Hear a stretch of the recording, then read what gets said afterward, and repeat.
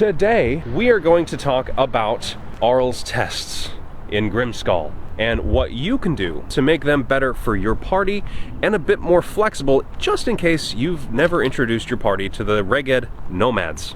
So if you're pulling up this video and you're thinking, gosh, Steve is not where he usually is, then you'd be absolutely correct. There is a power outage at my house because a huge windstorm came through and blew down trees and power lines and stuff like that. So I'm left filming outside, which is probably something that I'm going to do more of because this has actually been really pleasant. We're going to take some inspiration from a Reddit post that I saw because, you know, one day I was out of ideas and that's where I get a lot of my good ones. Bear with me here while I kind of climb through here. Now, the first test that we're going to revamp is going to be our test of preservation. This is kind of a messed up test, but it is definitely on point for an evil goddess. Now, in this test, your party is going to be transported just inside of a cave, and outside is raging this blizzard, complete whiteout condition, and it spells death for anybody who enters into it. Inside the cave, however, is a lone child sitting in front of a small fire, rubbing his hands together, just trying to keep warm, trying to stay alive. He's dressed in rags that are just much too big for him. The idea here is that your party's going to take pity on him. Unless they're a bunch of a-holes, then, I mean, I don't know how this test is going to go for you. In any case, they're going to find this kid. He's going to see them as they approach, and he's going to tell them, "Please don't let me die," in a very pleading tone. And naturally, being the good people that your party probably are, they're gonna build up the fire, they're gonna give him a blanket, they're gonna try to keep him warm, because that's kind of the obvious thing to do here. They're gonna try to preserve his life. Well, Auril's kind of a bitch, so that's not the point of this test. They are instead going to kick off a bit of a curse that is on this kid. Well, if he's warm, if he's thriving in that manner, well, he's going to age a lot quicker. So for about every minute that he's alive, he's going to age about a year. So by keeping him alive, they're actually kind of killing him. He's going to grow older, his voice is going to get deeper, his tattered rags are going to fit a lot better. And pretty soon your party's going to notice that, hey, something's going on here. And all the while, he's going to plead with them, "Please don't let me die." Eventually, hopefully, your party will realize that in order to preserve this kid, they have to let him freeze. Either by snuffing out the fire, pushing him into the blizzard, or like in the case of my party, they actually hit him with a blast of cold breath. Freezing the kid, or letting him freeze, and preserving him in that manner is going to pass the test. If the kid dies of old age, well, that's a failure. Your next test is the test of cruelty. Now here, a party member has to exhibit cruelty against somebody else. Now maybe that's an NPC companion or another member of the group. To begin the test, the party is teleported into a room, a small room, that has a wall lined with knives.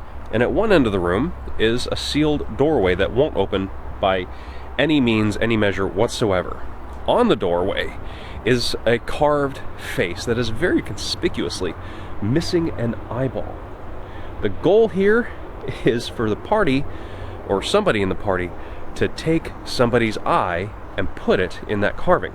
This can be a tough test to stomach. In fact, I had a player that had to recuse themselves because mutilation was one of their triggers.